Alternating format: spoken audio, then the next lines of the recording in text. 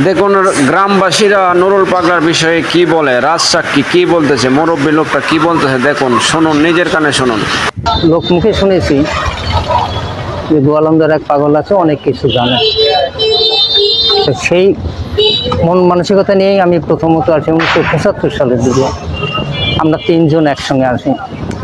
আসার পরে তো মনে করছি যে ওনার সোজাসুজি সামনাসামনি হয়ে তারপরে কথা বলবো, মানে সালাম জানাবো।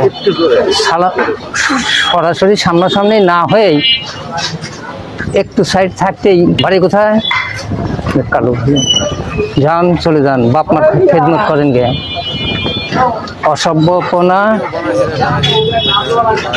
করবেন না, বাপ মার খেদমত করেন গে, বাপ মার খেদমত না করে, বাপ মার ভাত কাপড় না দিয়ে এখানে আইসে কাজ হবে না, চলে যান।